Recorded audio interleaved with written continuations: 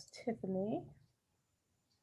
All right. Well, good morning, everybody. I'm Lashawn Gordon. I am the Director of Membership and Engagement here at United Partners in Human Services. I am excited to have our friends and members with us, Robin and Graciela, who are both with STAC. I actually get a chance to work with these two lovely ladies all the time. We've actually trained together before as well. And this is a training. We hosted the training for interns, but we also know that there are several member agencies and community partners on the call as well. And one of the things that Robin and Graciela are very skilled at is developing trainings to meet everyone's needs. So they're going to go over some good information today.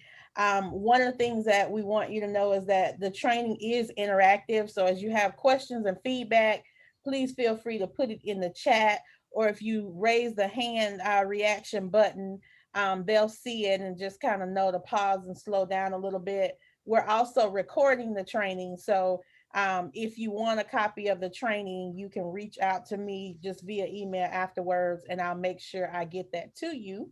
And so, because we have lots of information to cover, we won't prolong it. We will turn it over to Robin. Hi, thank you, Lashawn, so much. And hi, everybody. Good morning. It's really wonderful to be with you all again. And we'd like to start out right away. We'll start our PowerPoint shortly. We'd like now, though, to find out who's here. And if you wouldn't mind, and you're able to, if you're not driving and able to access your phone, if you could let us know who you are, your name, if you need to put in your name and it's not up, your agency, and let us know if you're an intern or if you're staff, so we have a sense of who's with us today.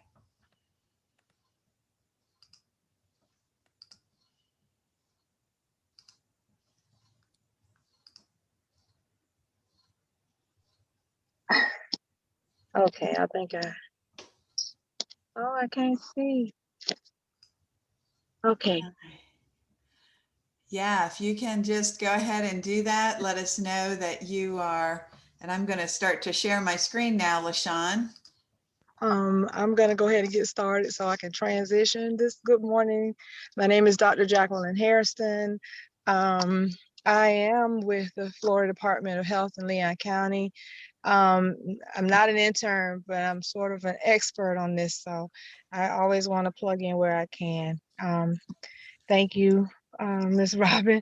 I told you where I was, so I'm going to mute and take off my camera now. Okay, right. Thanks so much, Dr. Hairston. And while we're getting started too, if everyone can just put that in the chat, let us know where you're from and where you're working, and if you're an intern or not, and we'll get going. And as we do that, do we want to get a report? We have ounce of prevention, an intern at PACE. Yes, 2 interns from PACE. Great. Brehan Family Services. Great. Couple of interns here with you. PJ, wonderful to have you here. Andrea Hart with Big Bend Homeless Coalition. Great. Lots of interns with Oasis, Girls to Divas. Yay. Hi, Janae. Good to have you with us. And as we go forward, we'll continue to ask you some questions. Anything else you see in this, Graciela, that you'd like to highlight?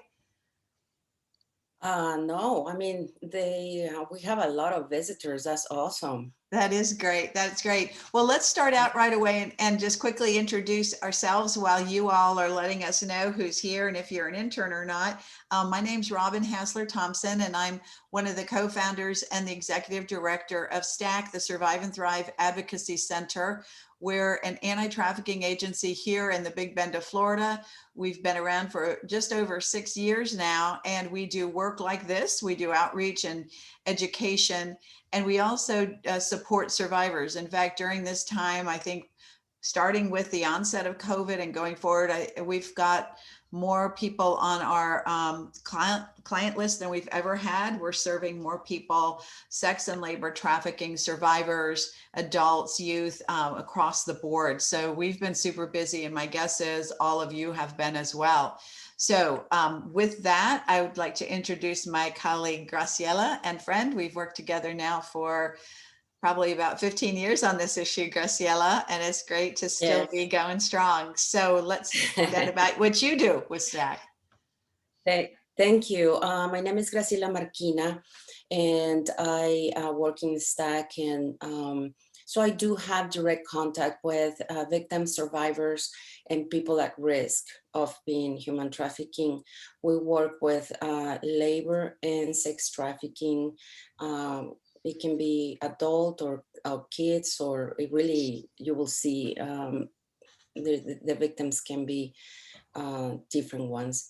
And so, like Robin said, I do awareness like this one, and with clients or participants in our program, I just do safety planning, make a kind of list of goals with them, and see what meet them where they are, and go from there.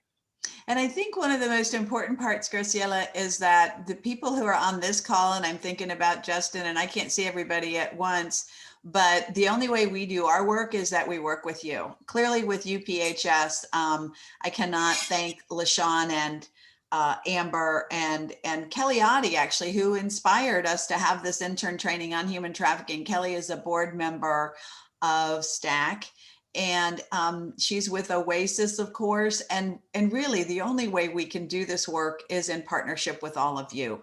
And so as we go forward here, please feel free to tell us anything you want to add. We really want to help this to be a conversation and a useful time for you. And I want to start out too, as we do our introduction and we move forward, so that we make sure we cover everything you want to know. Our program is entitled What Every Intern Needs to Know, but now we know there's more than interns on this program. So if there are other things you want to make sure we cover just as we're going forward, feel free to add those into the chat, as well as to let us know any questions you have there. So welcome again, everybody. Graciela, let me turn it over to you right away. Yeah, thank you. We wanted to let you know that we're going to be talking about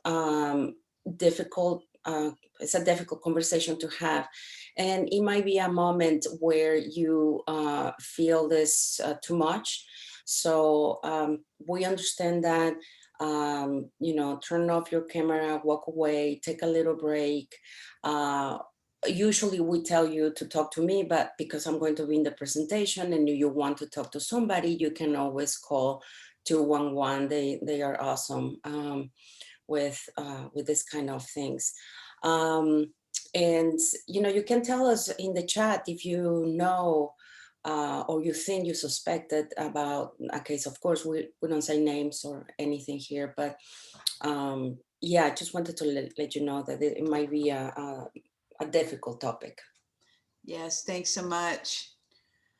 Well, just starting out so we can get grounded a little bit, we know that human trafficking is very hidden. It's one of the reasons why it's hard to get statistics, but we also know that that is really what the traffickers do. They hide their involvement and this reality from public view.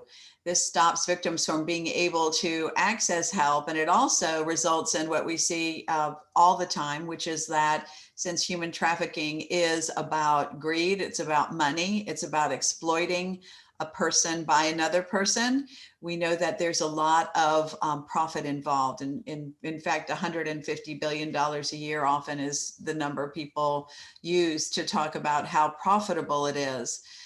One of the reasons too why we are so grateful to be with you today is this quote that I have put in this slide, talking about the fact that myths, misconceptions, and misunderstanding surrounding human trafficking and its victims may be the largest contributor to the persistence of human trafficking. And what we mean by that is that very often you'll see, I hope today, that maybe some of the preconceptions you had about trafficking were not true because they come from Hollywood, or they come from a political point of view, or they come from something that just isn't legitimate. So we'll do our best today to dispel a lot of those myths and help you understand what's going on.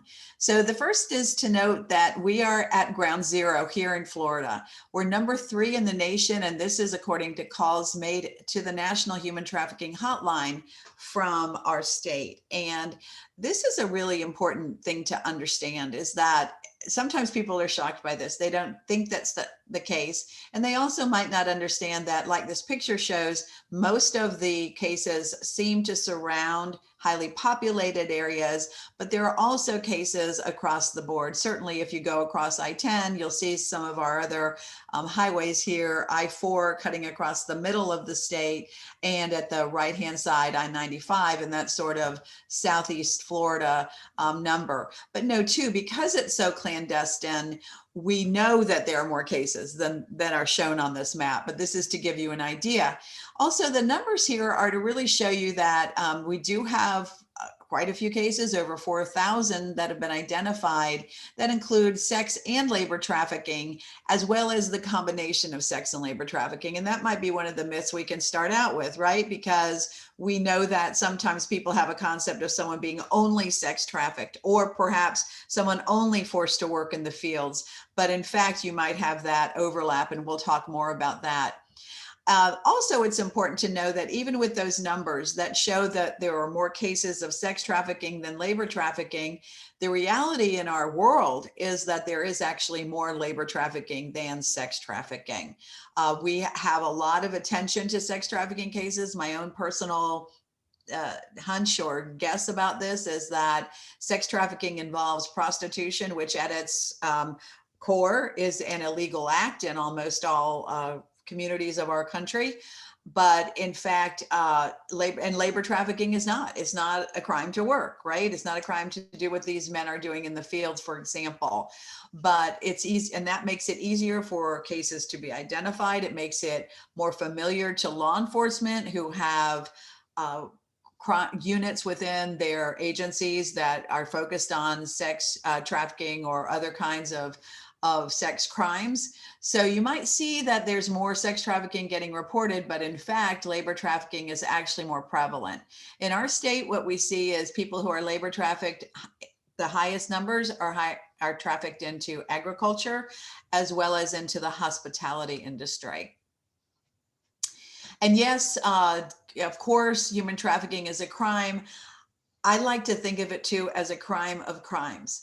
You might see, for example, that someone as a trafficker might be committing the actual act of forced labor, but it's easier to prove, for example, in the legal context, that they're also money laundering, that they're also committing acts of violence, for example, like kidnapping or sexual battery or aggravated battery. They might also be doing nothing legal when it comes to what they should be doing in terms of paying taxes, paying local fees, complying with workplace safety. So trafficking, think of it as a crime of crimes, and know that the trafficker himself or herself really puts together a range of criminal activity as part of the act of exploiting somebody. Of course, it's a human rights violation. You can see these other numbers here, and a compelling one for me has been that 1.3 people per 1,000 are trafficked in the US. So it's here everywhere. It's here in the Big Bend of Florida. It's here in our most rural areas, and it's here. This slide really is to give you a sort of picture of the 3 chunks of elements of trafficking. It's one that is quite familiar to some of you who may have had a trafficking training before, but to understand that any of these actions could constitute human trafficking. So if you look at somebody who is a recruiter, somebody who just approaches another person and says, hey, if you come with me, you can make a lot of money, come into the US, you can send money back home. And that person who's made that pitch, made that come on, is a recruiter who never perhaps leaves a country of origin, say Mexico. That person is as much a trafficker as the people who have brought somebody across a border, as much a trafficker as somebody who has force somebody to work in a cantina, work in a bar, work in a field, work as a domestic servant, work in a restaurant, work in any of the forced labor places. Another piece of this that's really important is that there has to be some level of force or fraud or coercion. So one of the cases I always think about is a case of men from the Philippines who were brought into the United States with a promise that they would be working as landscapers at the Boca Raton Country Club. When they got to the US, all bets were off. They weren't paid what they were promised. They weren't given jobs they were promised. They weren't kept in housing and fed even as they were promised they would be taken care of. So the trafficker lied about everything in that contract. So fraud was there. They were also coerced. They were also told, if you say anything to the police, you're going to be deported back. You're not, and other threats. So that kind of coercion, that mental control, is central to human trafficking. And the other thing they did sometimes, or they might do, I don't know in this case that it was the case, but they often use force. For example, you'll see traffickers who, in the case, there was another labor trafficking case in a Palatka area, and there they had barbed wire going on the inside. They had bars and locks on the perimeter of the migrant farm worker camp. Those kinds of things that force or restrict somebody's movement. So know that force is also a component, but any one of those would constitute legally what human trafficking is. And then there has to be some sort of end to it. There has to be a service or some sort of labor or an action that characteristics, what's the purpose of it? So you might see any number of these things in this third box. You might see debt bondage. Someone says, I owe so much money to this person because they brought me here. I owe so much money to this person because they've been taking me to the work site, they've been housing me, and they've been giving me food. And that debt is an exorbitant number often, and it rarely gets paid off, right? Or you might see traffickers actually sell a person from one person to the other, and that debt is also put on the heads of the survivors. This is you, Graciela. Yes. Yeah. In your past slide, I think somehow we missed the fact that when they are kids, there is not up to 18, I guess, right, Robin? Yes, that's correct. Thanks for mentioning that too. Yes, that if you're a child, this means this section here, you are automatically going to be considered a victim of trafficking without the showing of force or fraud or coercion. So the standard is with, I'm sorry, I'm going to move somebody needs to get into the, if you are a child, then you are automatically considered to be a victim of trafficking. You don't have to be forced. You don't have to be defrauded or coerced, because what that essentially means is that as a child, because you're under the age of 18, you can't consent to sex. And in Florida law, you can't consent to be labor trafficked either. Federal law is different. You do need to show force, fraud, and coercion for minors in labor trafficking. But both Florida and the feds say if you are a child under the age of 18, you do not have to be forced or defrauded or coerced to be trafficked. Thank you, Graciela, for mentioning that. Robin, this is Justin. Would you mind repeating that about labor classification? It skipped on my end. Sure. In Florida, the law is actually better than the feds, and it is clear that you do not have to show force or fraud or coercion for a minor to be considered a victim of labor trafficking. Okay, so you do if you're at the federal level, and most of these trafficking crimes have been prosecuted at the federal level, but it's a really good thing that's better for us. So whether you're labor trafficked or sex trafficked as a minor, you do not have this higher standard essentially of proving.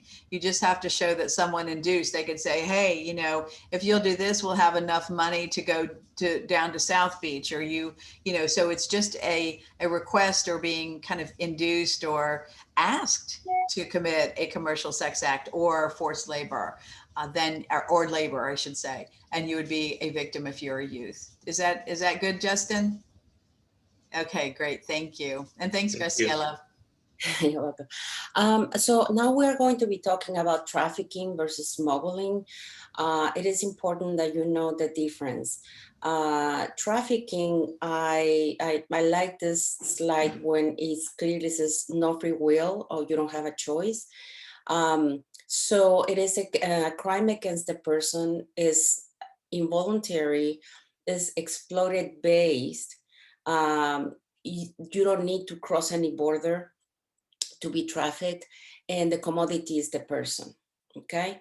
Now, smuggling is a crime just to cross the border. It has to be transportation-based, it's voluntary, and you need to cross international border crossing. In this case, usually it's people coming from different places, but usually it's Mexico, Central and South America.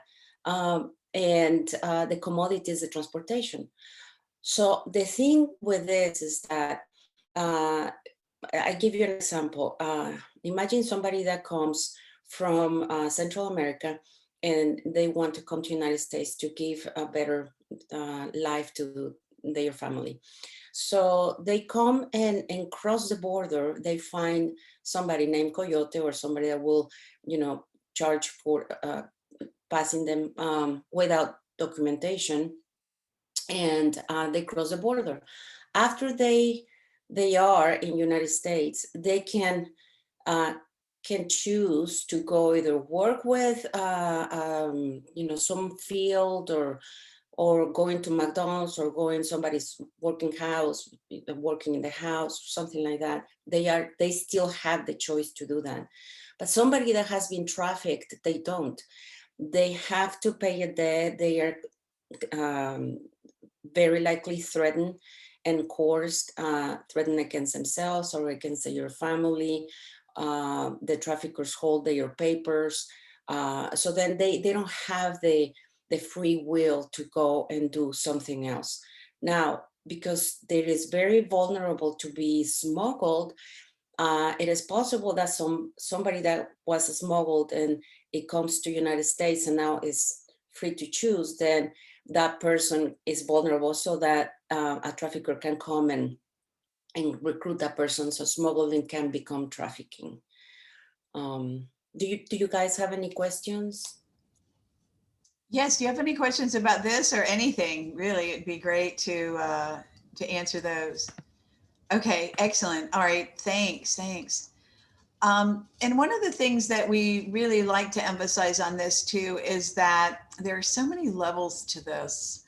I'll tell you, I keep learning things all the time about what happens in the cases of people who are trafficked, what their life stories are, what their backgrounds are, why they're in, how they got into the situation. And I'll tell you, it's often one of those cases of, there but for the grace of God go I, because there are so many things that both push and pull people into these situations. So we know that vulnerability is the number one concern. But if you look on this left-hand column, you see all things that really are a lot related to the health and well-being of somebody, their economic security issues, or in large part insecurity, what their status is in their life. For example, if they're a member of the LGBTQIA plus community, where there are other kinds of vulnerabilities that are associated there. People who have of mental illness, physical illness, disabilities, various forms of disabilities that make people vulnerable, really make them prey. And that's PREY for traffickers. And then on the pull side, what we see is traffickers being very, very convincing, seductive, enticing. They are your best friends. They'll work hard to groom you into this. They may be a relative, someone who has worked really hard to build up trust with the person who they are targeting, who has a push factor, if you will. They work really hard to tailor their come-ons to what the victim's needs are, so they'll know what somebody's likes or dislikes are. And we'll talk a little bit about social media later too. They often do this threat. So they, as I mentioned, if they'll threaten deportation, harm to the person or others. So there are lots of ways that they pull someone into a trafficking situation as well. Here are some trends with COVID-19, and we've had to kind of adjust this a little bit now that things are opening up, but I will promise you that these are still very real for many people. And actually, I would ask all of you too, if you want to enter in the chat some thoughts about how COVID-19 has affected you and your ability to carry out your work in agencies. We know, for example, any of you who are dealing with youth or any other kind of abuse and neglect, that the reports at the beginning of COVID were down. They're rising now, but that's still a very real thing, that people are not out there as they had been, and that the reports were not being made. We know with youth that there's a greater exploitation, especially online, especially when kids went online. Everybody's online more because they were isolated, but we're seeing now the benefits in some cases like telehealth of using technology, right? But we know that traffickers also are skilled, highly skilled at getting people into trafficking situations using that. In addition to the fact that there's large economic insecurity out there on account of COVID, millions of people out of work. I'm talking about this at every single program that we do to talk about what we're calling an eviction tsunami, because on June 30th, the moratorium against evictions is going to lift. And we're already seeing cases where landlords, for example, are saying to their tenants, might be a woman, this is the case I heard of, where somebody said point blank, if you have sex with me, I won't evict you. And you might say, how could that be trafficking? Well, it is. Remember that chart that we showed earlier, is someone is being coerced to commit an act. In this case, it's a commercial sex act for the purposes of being able to stay in their house. So we didn't say this earlier, but it doesn't have to mean an exchange of cash taking place. It could be for some kind of service or help. So know that this eviction situation is really being quite scary, if you will, to us in terms of what's going to happen and the people that probably a lot of us will be seeing in our work as nonprofits. We also know that the economic impact of COVID was harder on people who already had it hard, right? So there's going to be that situation as well. We still know that jury trials, access to the court system by law enforcement, all the and anyone else on the civil or criminal side, it's all been challenged by COVID. And so that's really put, again, bringing traffickers to justice at a slower pace, as well as having it slower for victims to be able to access justice. So, so here's a quiz. We want to kind of just get going with some things and some involvement with you all. So if you could get ready to put into the chat, let's ask this first question. If someone is trafficked, it is their choice and their fault. So do you want to say true or false? This is kind of, this is kind of easy, I guess. So what do we have coming in? A lot of people are saying false. Absolutely. All of them, actually. Yeah, but the reason we put this in there, and this is a very interesting phenomenon too, when it goes out there, because sometimes when people see someone who's been sex trafficked, they say, well, what did they think was going to happen? Right? Or it was their choice to go into this spot. It kind of reminds me a little bit about people who are blamed when they're sexually assaulted. It's not their choice. It's not their fault, of course. But this is our question to put in here to sort of stop that thought where you tend to even go into the world of victim blaming, and everybody does it. So it's really important to recognize when that happens.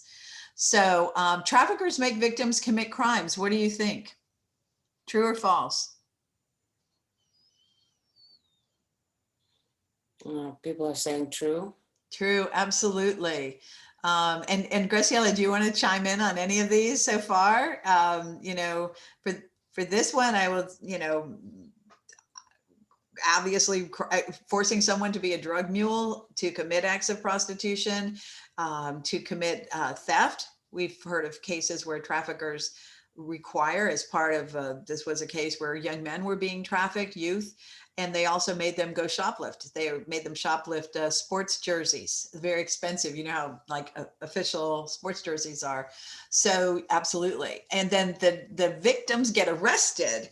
And so that's why we have another whole area of the law around expunging those crimes from the victims' records, because they were being forced to do it. It really isn't the same thing as someone deciding of their free will to commit a crime. Next one, only immigrants are labor trafficked.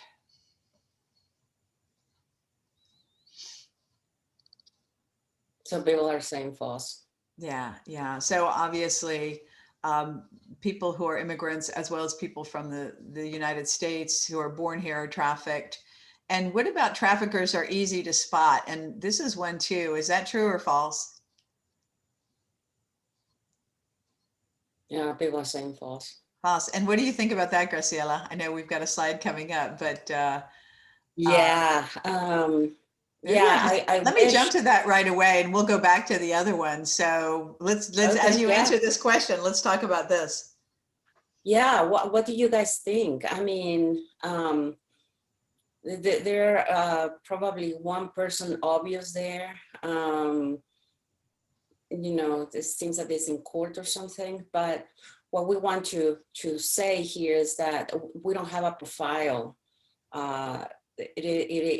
It is really, it could be, that's a mother that trafficked her kids. Jacqueline says maybe all of them. Actually, all of them are traffickers in that slide. So that mother trafficked her daughter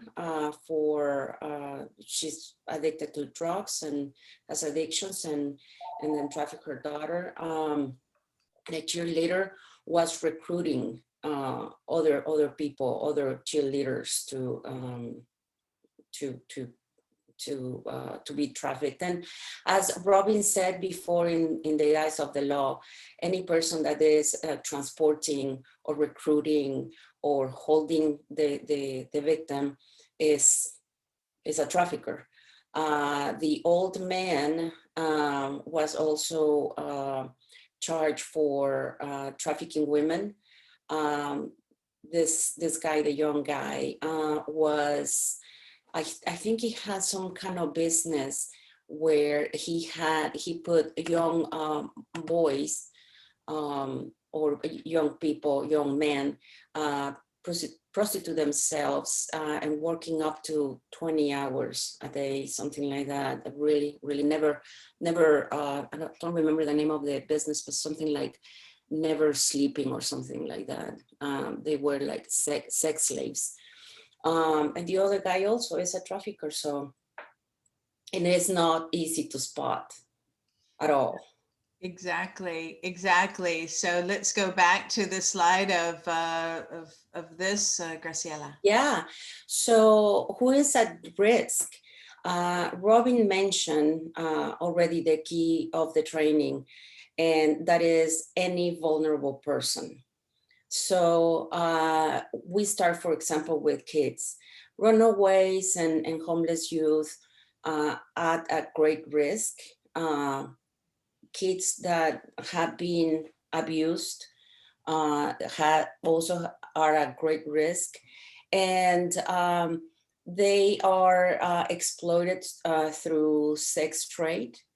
And then you remember the slide where we show Florida is the third in the country? Well, part of it is because Florida, has a lot of ports and the beaches, and is Orlando, and there's theme parks, and it is a magnet for kids to come here. It's a good weather most of the time, so that's one of the reasons.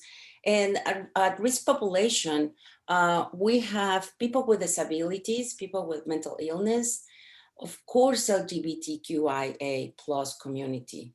And we mentioned already foster care kids. Well, I didn't, but I meant to say that. Marginalized, oppressed people or groups. It doesn't have to be one individual, but a group of people. We have seen, for example, the deaf people that came. They were brought from Mexico City to New York City. The sign language in Mexico is different as the sign language in the United States, and they were exploited. They put them to to beg and get money in the middle of the city. And there were groups of people that they brought here to be trafficked. And people that have unstable housing, of course, immigrants. And remember that immigrants, we're talking about with documentation or without documentation. When I say documentation, I mean some kind of visa to work, or social security, or some kind of permit to work too. And there are people that have those documents, and there are people who don't have those documents.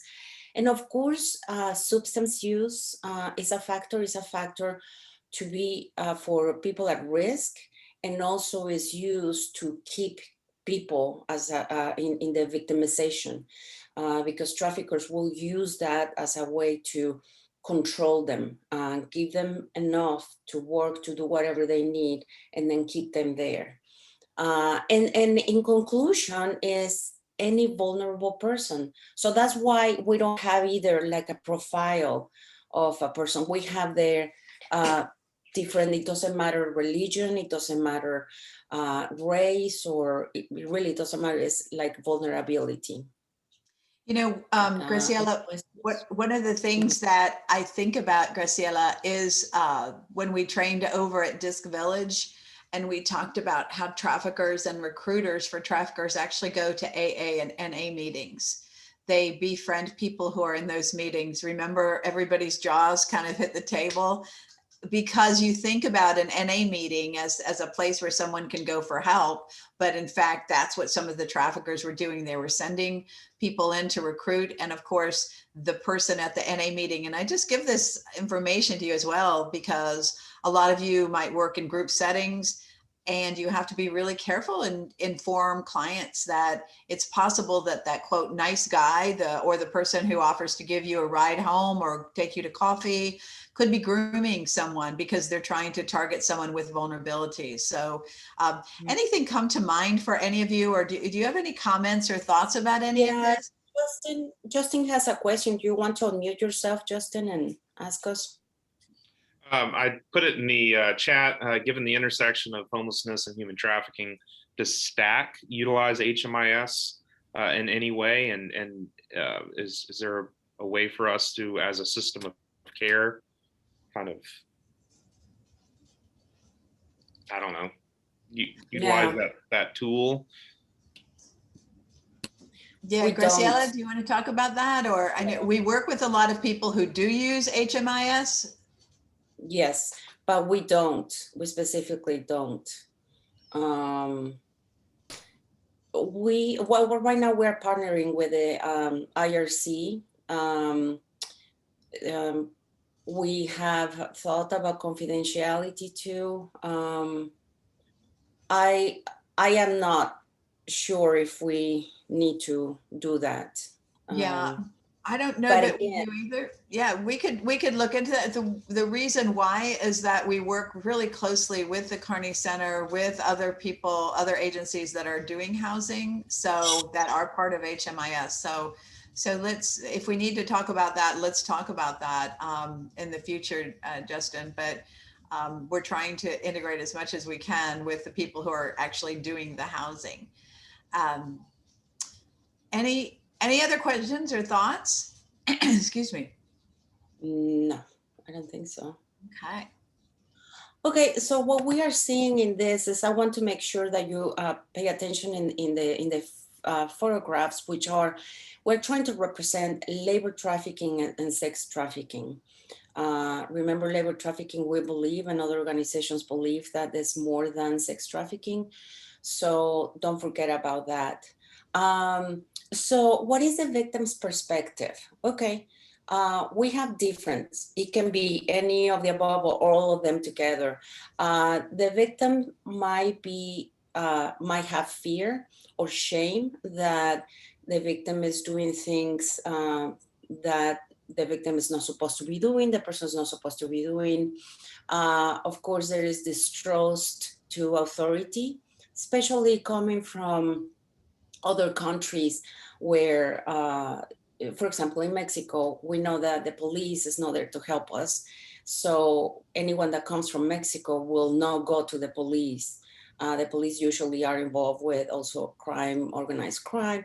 So then it's not that difficult to believe that the traffickers also said, you know, do not go to the police because they're not going to help you. They are my friends. So that's not difficult to see from other immigrants, for example. There's also language barriers. For the brief interaction is about when you go to a hospital or probably social services. It might be the person is coming and see the triage nurse or the receptionist, and then you see somebody else, and then somebody else, and then it's answering the same questions, which add more distrust. Why these people are asking me the same questions, for example, in the hospital setting. And also there are victims that they don't know that they are victims. They don't know the law. They don't know that what is happening to them is illegal. And also I wanted to give you this example of, for example, somebody that is grooming a person to for a trading for sex trafficking, for example. So it's going to be grooming this person. Let's put a he is going to say, hey, you know, I am going to love you forever, and I'm going to whatever they said. And for example, the woman will say, well, you know, this is my boyfriend. And even though he is requiring her, telling her to sleep with different friends, and he's getting money to go to pay the rent or whatever it is, she doesn't know that she's been a victim at that point. She believes that that's what the boyfriend is doing and it's temporary and nothing else is going to happen.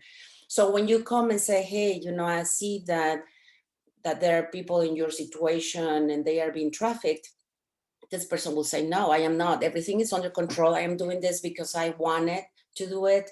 So then that person is not ready to be rescued. That's what it is. Remember that there is also fears because they are being threatened either by, you know, against themselves or against the family. Probably the trafficker is saying, hey, if you don't do this, I'm going to show the pictures to your school, you know, nude pictures or something like that. It's going to be retaliation. And retaliation comes not only, for example, in a group of people that are being trafficked, the trafficker can come and punish somebody. This victim specifically might not be the punished person, but is seeing how the trafficker is punishing somebody else. So then that comes in their minds. You know, we talk about the victim sometimes doesn't identify themselves as a victim.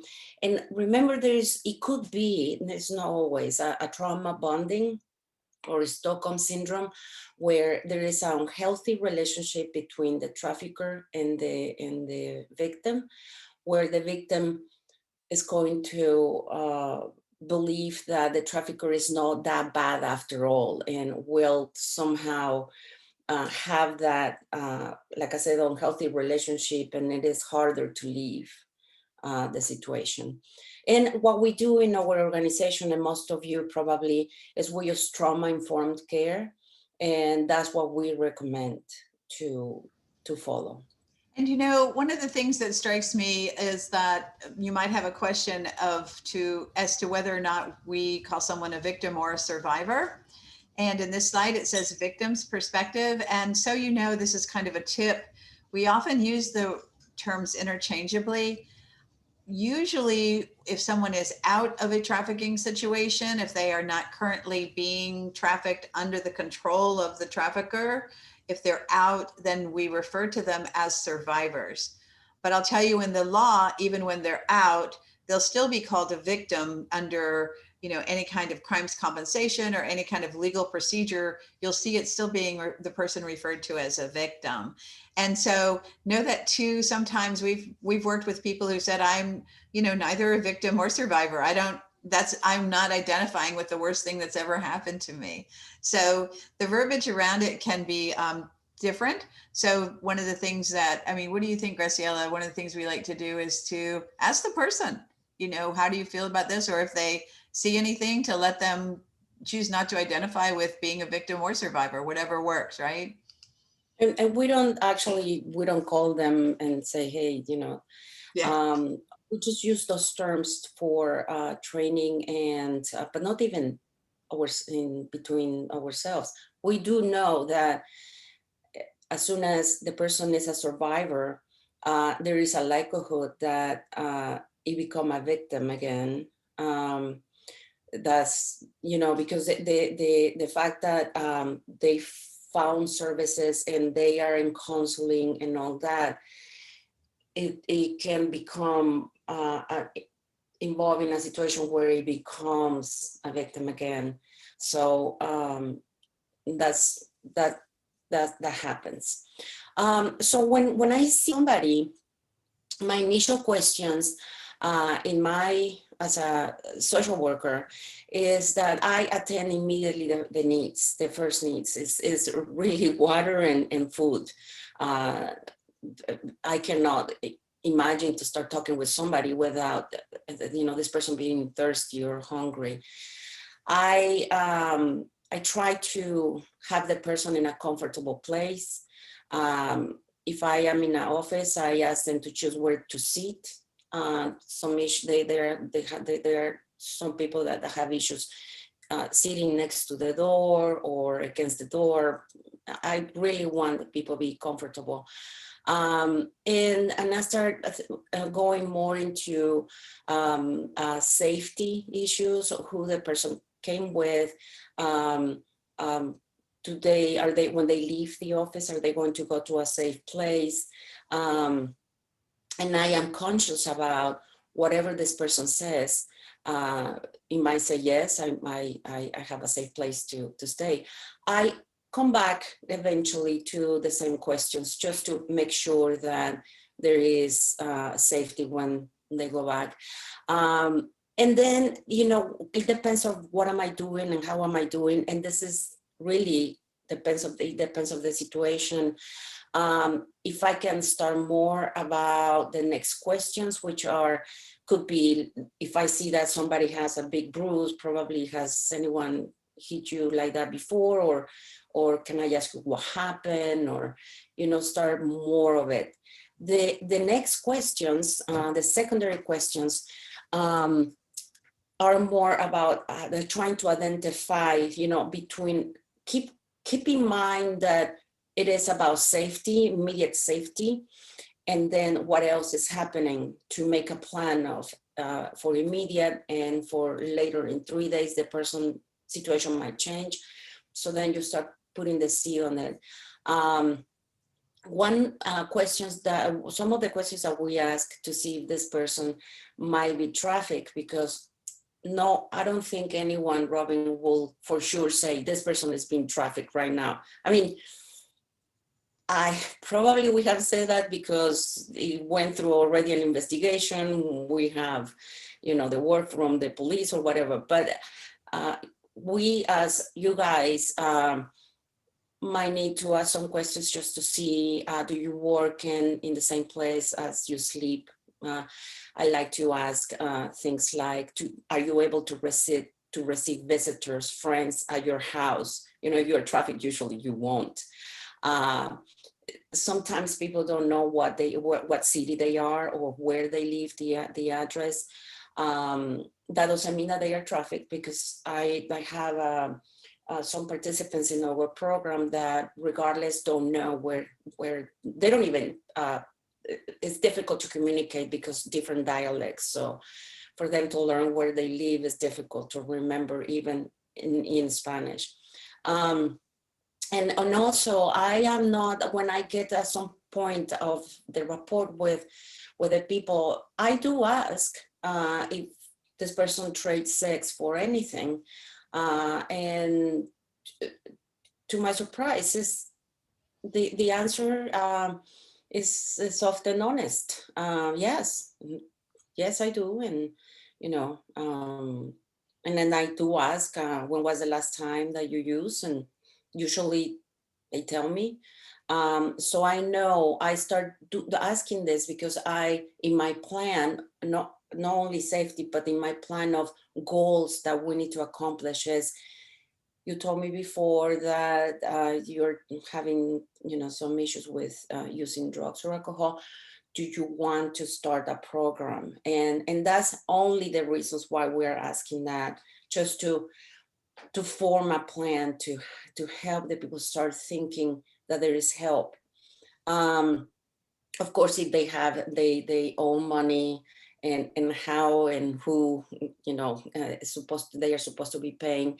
And it is often more than what I want to think, is that the traffickers do control the documents of the person. And I want to make sure that you know that it doesn't have to be legal papers. Even if the person that came here from another country and bought a social security number or bought a birth certificate and it's false, it's fake, that still has some value to the victim. And the trafficker knows that. The trafficker exactly knows that and will hold that as a way to, control the victim. Do you guys have any questions? Yeah, any questions there coming in? I have somebody, Justin. Let me, Justin, and tell me. Yeah, I was just wondering, because some of the questions seem vaguely familiar based on the tool that all of the service providers use, the VIASPDAT. It's a vulnerability index. And there's 3 different indexes. One is for transitional age youth. So we're most familiar with that over here at CCYS. Y'all can't answer this question, but I was just wondering if there's a way to incorporate some of these questions into the VIASPDAT or any of them.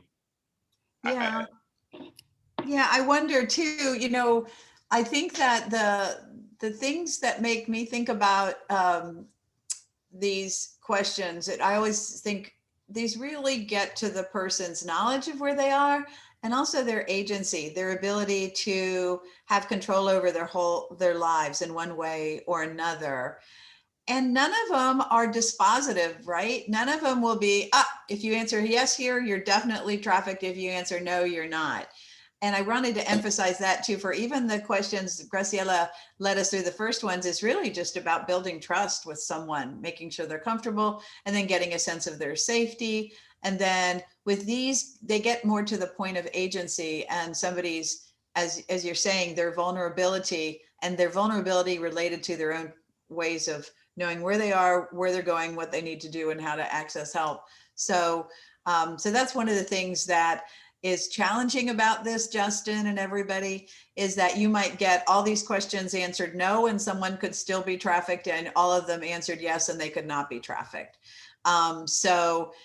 We don't always know ourselves. So we can have numerous interviews, right, with Graciela, with somebody, and we still aren't sure, or we may find out information later.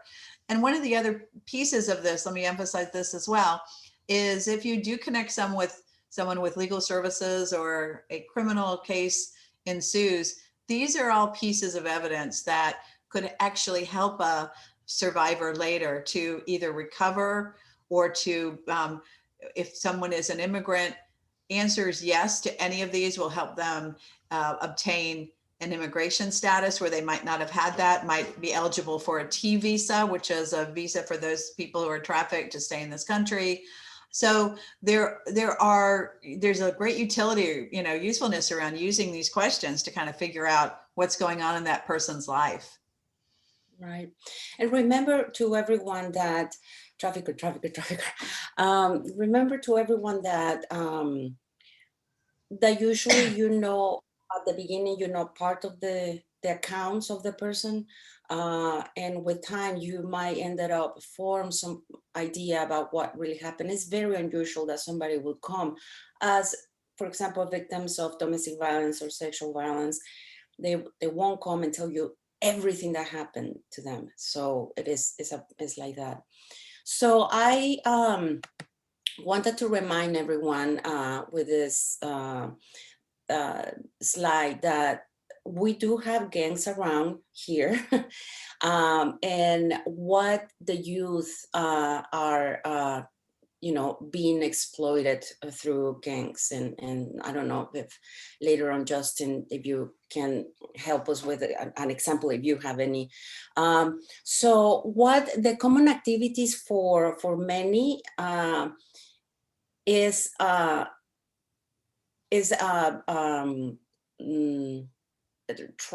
would say trafficked the youth. So then they are forced to deceive into performing acts or to exploit them, or force them to be part of like a sexual object for the gang. They are also used to do other criminal activities. And remember, the traffickers are going to be the very last ones that are going to be involved in the criminal activities. If anyone is get caught, it's going to be the youth person or the person that is, on the bottom. Mhm. Let's see. I think Justin. Yeah, was there another question? Yeah. I was just suggesting that when it's time, I have team members on here as well who could give input. Oh, yeah, absolutely. Is there anybody there who'd like to chime in on anything so far with questions? Any CCSers, CCYSers, observations of behavior? And with this too, for any of you at CCYS or anybody who works with youth or an adult who has some kind of gang past or gang activities, just understand that, again, it's a red flag. It could mean that, especially if they're female, that there has been exploitation, trafficking, especially if they were youth, and that should go into understanding their trauma and also their vulnerability to being trafficked again, as Graciela was saying earlier. So, so anyone else have a question or comment or anything you'd like to add to our discussion so far? CCYS decided, I don't know. I realize they all went off camera and they're across the street at the drop-in center, so they might be with clients. Okay. Well, I'm here. I'm trying not to put the camera on. Oh, do you have any comments, Sandy? Well, this is I'm with Sandy. This is Janelle. Oh, Janelle. Okay. Hey, how are you? I'm wonderful. How are you all doing? Good. Good morning. So yes, that as far as with as far as being involved with the gangs and things like that, being exploited through gangs and things like that, I have experienced where it was actually some of this can also be part of initiations and things like that, becoming members of gangs and things like that. So we have experienced that, and it's tough to get out of things like that. Yeah. This is where we have to be mindful to make sure, especially here at the drop-in center, where we actually listen, making sure we're listening to the youth. Also making sure that we have trust, and we build a rapport and a trust with the youth, so that way they can feel a sense of safety, or they want to be able to express themselves, and that's very important. So yeah. Right, absolutely. Thank you. Yeah, and feel free to kind of keep us, add anything you'd like to our conversation, because I think that you at the Drop-In Center and CCYS are doing a great service for the community, and just helping youth to be safe and to be, have a place to go, and hopefully not get into this, or if they are, to be able to know that there's help. So, So thanks for all you do. So here's another brief quiz. Again, these questions are driven by what we've seen as some of the myths and misunderstandings about trafficking. For example, the fact that only women and girls are trafficked. Is that true or false?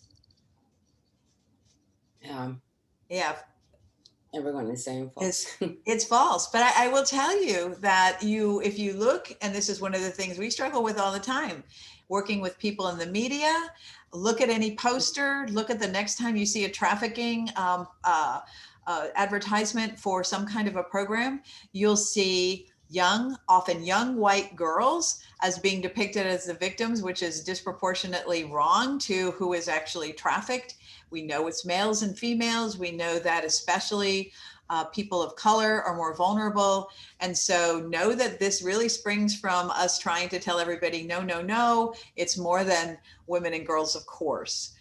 What about traffickers are most often strangers to the victim? Those who are typing in the chat, they're saying false, false, false, false. This is, how many of you remember the stories about the white vans going through the Winn-Dixie parking lot or at the local, someplace snatching kids off the streets and absolutely not, because we know that very often traffickers are aces at befriending people, at grooming them, as we talked about before. So this is really to get to another one of those myths. We've already talked about there's more sex trafficking than labor trafficking. No, there's actually more labor trafficking.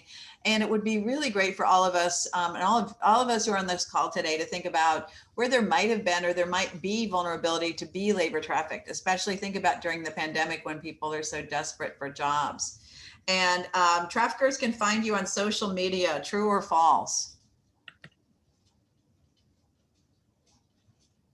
Yep, true. Absolutely true. In fact, this next slide is a good one to kind of give you some ideas that we know that this grooming takes place with traffickers posing as, or they might actually be age appropriate or inappropriate. They groom them through becoming benefactors, job promises, all those things that we talked about earlier. They often use this something called sextortion, where as they befriend, they talk about how beautiful the person is, how good looking they are, how hot they are. Can you give me a pic of, maybe a partial nude, a total nude? And then they use that as a form of what is called in law enforcement investigations of sextortion, where they say, oh, now that I have this picture, this is what I need you to do for me, or else I'm going to share this with everybody in your church group, with everybody in your school, because they've taken the time to get to know that victim, get to know that youth, and understand who they hang out with, who they're friends with, what their vulnerabilities are, etc.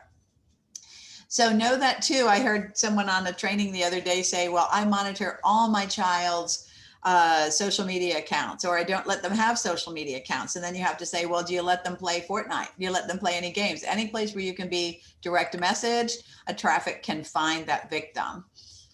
So what I'd like to do now is show you this video. This is a pretty impactful video that kind of illustrates this picture, what I've just been talking about. So let's see if I can get this technologically going.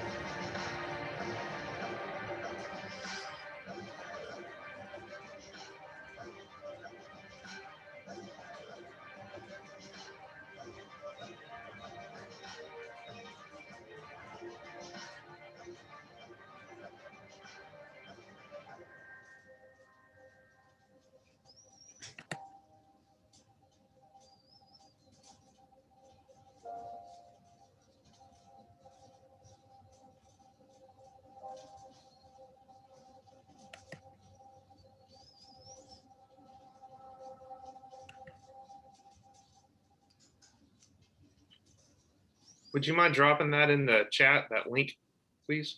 Sure, sure. We can do that definitely. So what do you think in terms of that video? Any comments, any thoughts? What are your reactions? Let's hear from some, yeah, Justin, go ahead. And then I'd love to hear from some of the interns who we've designed this program for as well. Yeah, I'll keep it quick. As a father, I have a response. As a worker at CCYS, I have a response. As a human being, I have a response. But it's shocking and jarring. It's familiar with some of the stories I've heard, and I did drop a link in there of recent HBO film that really hit it on the head. It's a series. If anybody's interested in it. Okay. Yeah, Great. it sounds really good, Justin. What is the series? What is the series? It's called Mayor of Easton, and it's Yes, of course. Yeah. yeah. I just watched it this weekend with my wife, which I'm surprised she even got through it.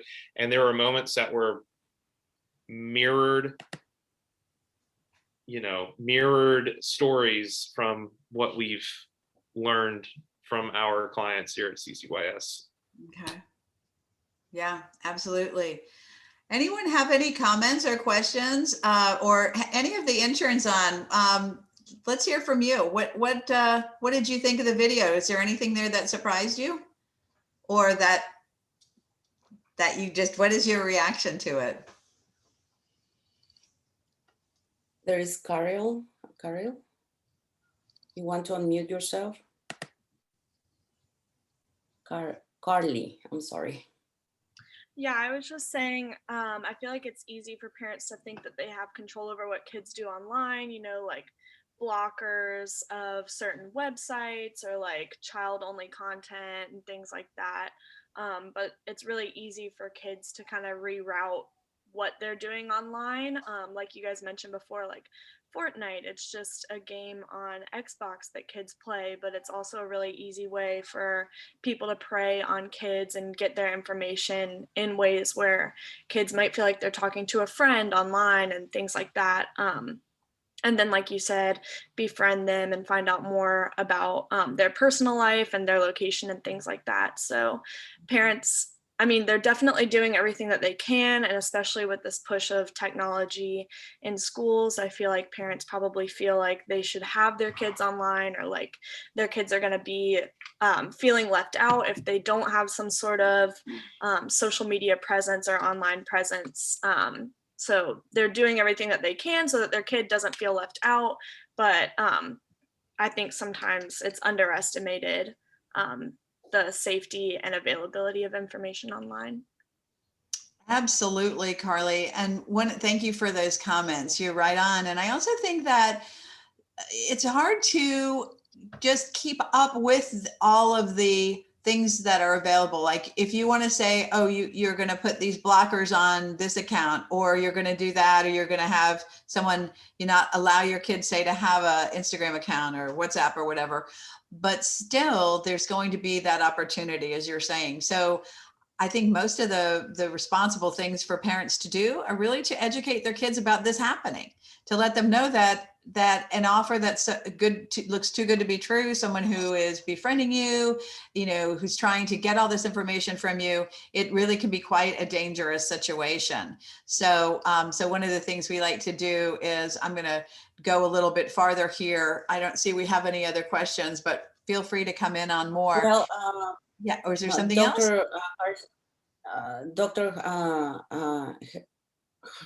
Mispronouncing her name, Hairston, yeah.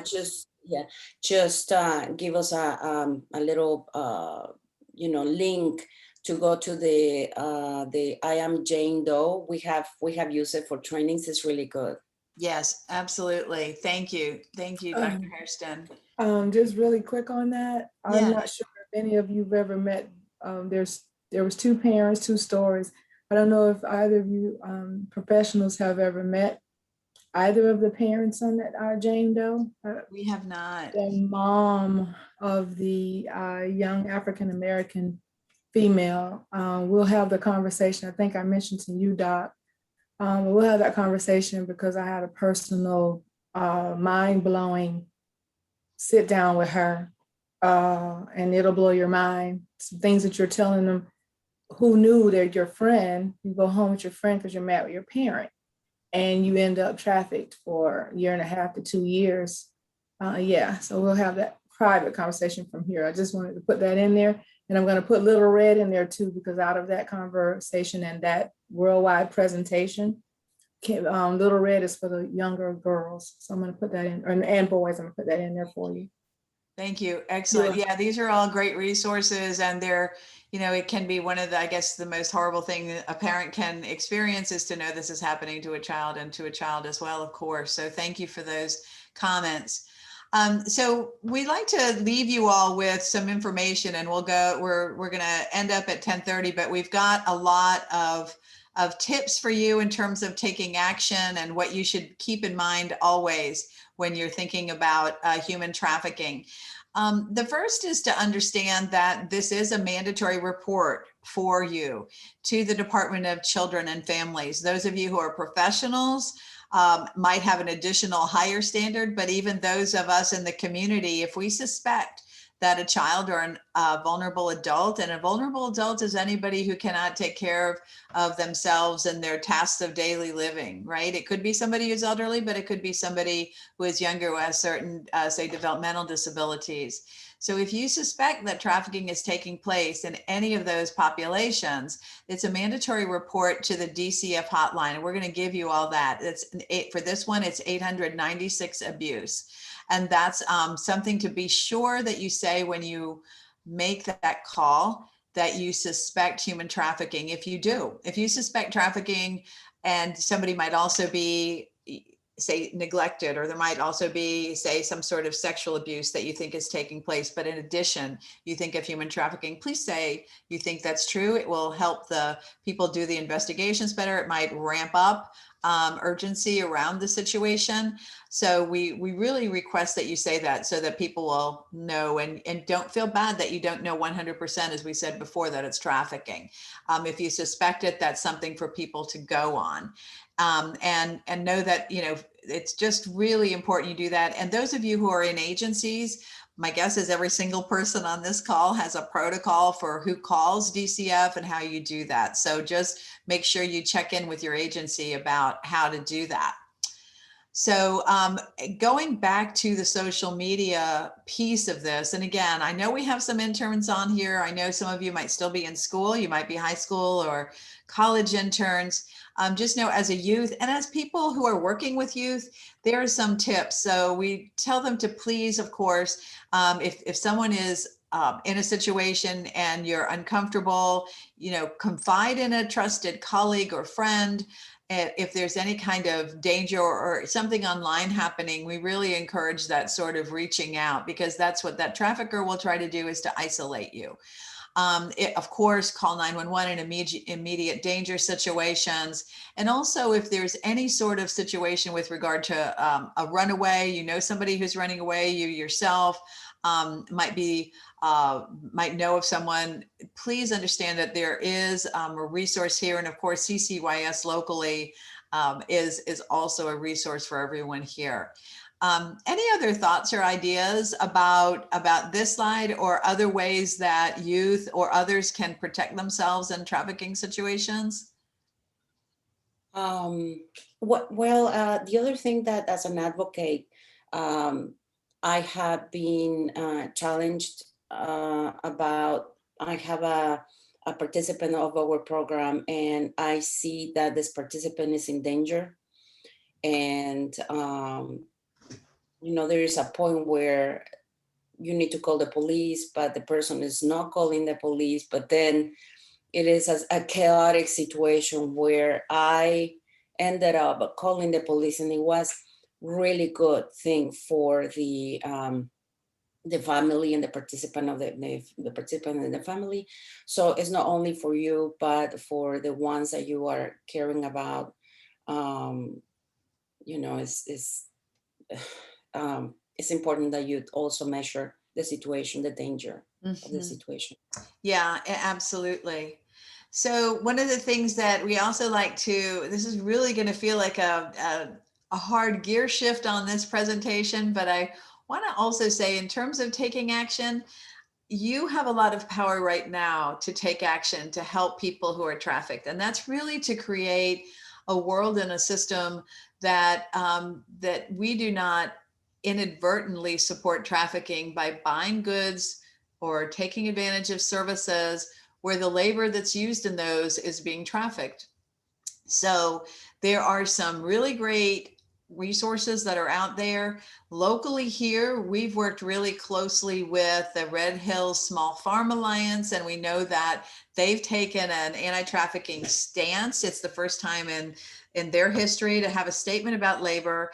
And what we end up doing really is supporting anyone who is a restaurant, a farmer, a coffee, Red Eye Coffee comes to mind immediately. These are all places that are mindful about where their goods and services are coming from. So, you know, when you get that cup of coffee, you know that the hands that are not just working here at Red Eye, but also the ones that are back in the country where the coffee beans were picked and processed, all of the hands that touched those coffee beans all the way to that coffee going to you have not been trafficked. Has not been trafficked labor. So this website, slaveryfootprint.org, that can help you figure out if, whether it's your phone, whether it's your clothing, whether it's something you're consuming, the wine or beer you're drinking, whether or not there's been trafficked labor involved with that. Same thing with this slave-free buying guide is from an organization, a global organization called endslaverynow.org. We use that. We were able to figure out where we could buy wine and for one of our events once. And so know that there also are stores like Whole Foods. There are others that really take a strong stance around this issue of exploited labor, and they take a stand against and only have products that are trafficking free. So, so Justin asked, any resource for slave wage restaurants or tip wage? You know, pretty much every restaurant can be considered a tip wage restaurant. A lot of them it can be.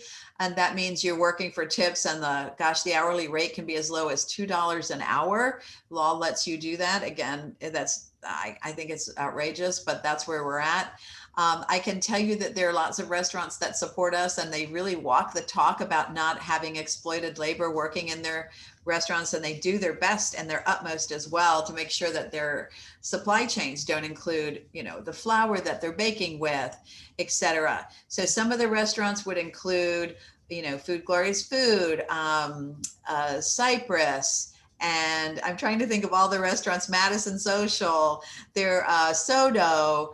There's so many around town, and you can go on our website and look under Imagining Freedom and see who some of our sponsors were. But those are some of our local places, and we're working hard now. One of the things we're about to do is embark with Leon County, fingers crossed, with doing a training for all businesses in our community so they can recognize trafficking within their four walls. For example, if they're a hotel and they're being used by traffickers, but also how they themselves can make sure they can do self audits and make sure that they are not hiring trafficked workers, say through third-party contractors who are doing cleaning at night or what landscaping on their property. So really patronizing businesses and what you can do online too. There are places you could always look and see what are their policies regarding not just fair trade, although that's a really good way to figure it out.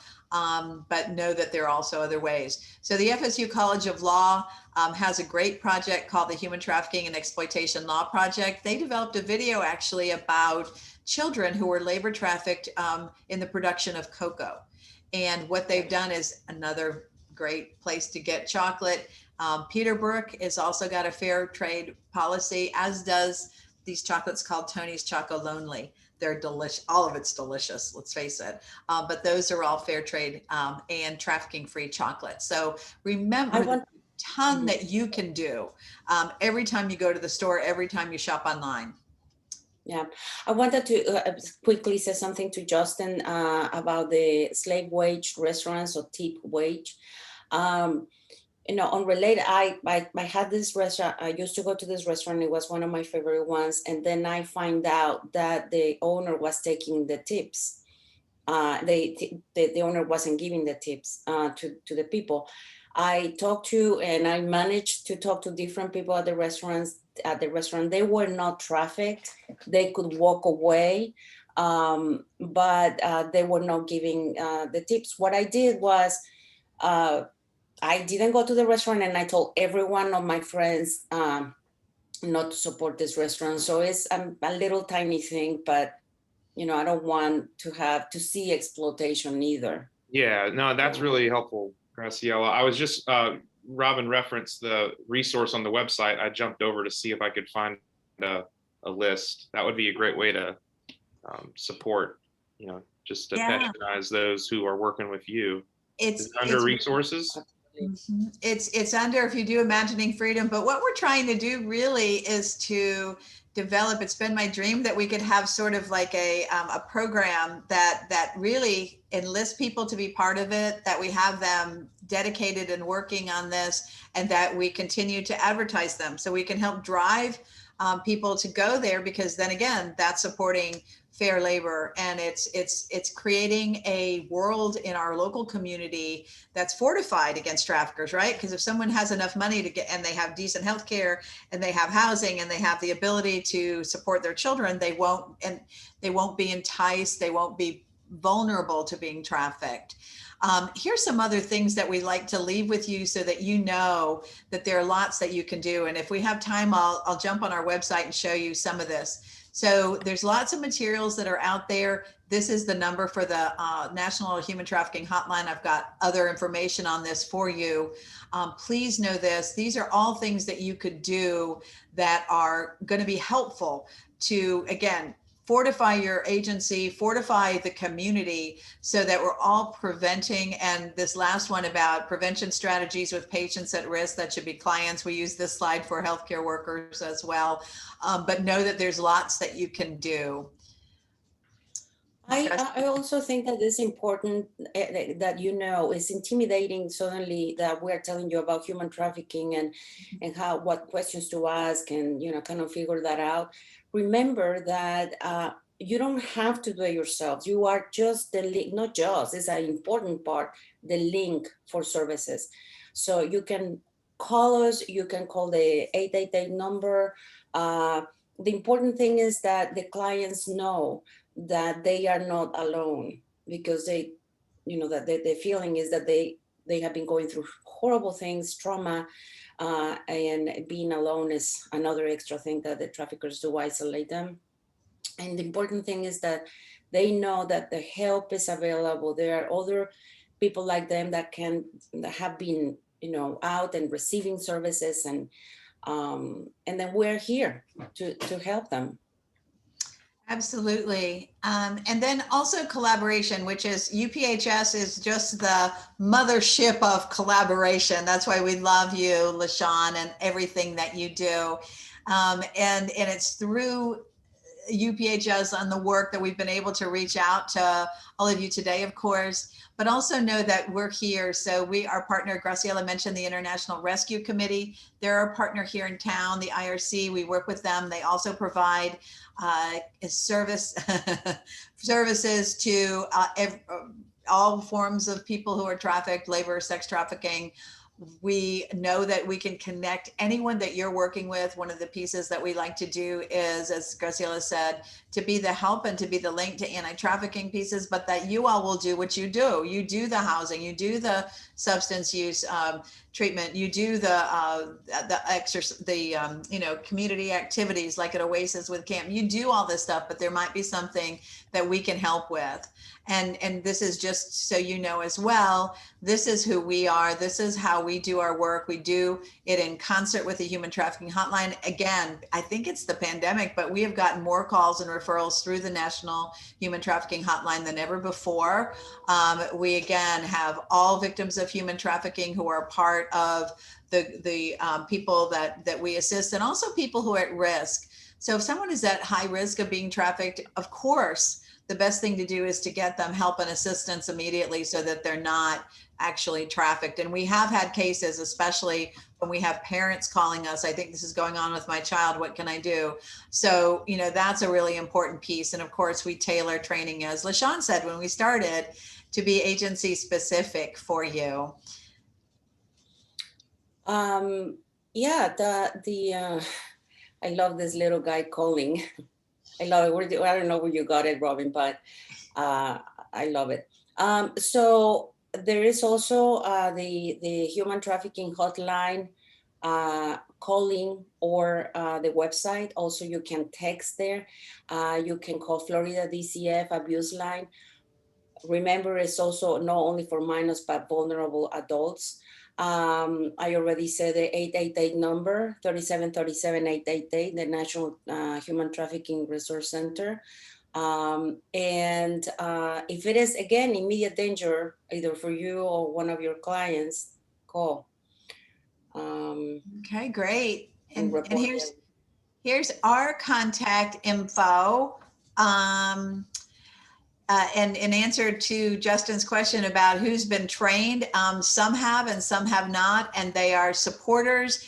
Some of them are also in the sense that they have both donated and they have verified to us that they do not have traffic labor, of course, and that it varies, but that's part of the problem in terms of us moving forward on this. I really want to have something that's standardized, to your point about how we can make sure, and then publicize that list. And anybody who wants to work on any intern need a project, we can absolutely use your help. So, so yes, it's a work in progress, so to speak, and we're going to be honing that a lot more. I'll also tell you, and this was really, really interesting. I was approached by Capital City Bank, and I just did a training for them for their public facing staff. So tellers, bank officers, loan officers who are often like opening up credit card accounts. And so we did that training about how they can spot trafficking in their world. And I will tell you, I am so impressed by the response of Capital City Bank. And we hope to take this sort of community wide into the financial industry so that people can, again, because this is a money issue, money needs to move through banks, and banks need to be savvy. And there's so much out there about this. So know that all of these agencies, all these organizations, businesses, restaurants, farmers, purveyors, they're all people who could be part of this movement, as well as, again, be out there to make sure that survivors are not trafficked, or if they are, that they get the help they need. So, so this is the conclusion of our formal presentation. I wanted to give you one more thing, though, in terms of what you could do, because I know that there are a lot of you on here who are a lot more savvy on social media than I probably ever will be. And I'd love to show you really what you could do in terms of the STAC website on taking some additional steps. But as I'm pulling that up, can we just see if there are any questions or comments? I'd love to hear from you all. Anybody have any thoughts? Has this been useful? Do you see this as being is there anything within your own agencies and your own jobs or your life as a parent or as a Sunday school teacher that you're going to take from this training and use it going forward? Any thoughts?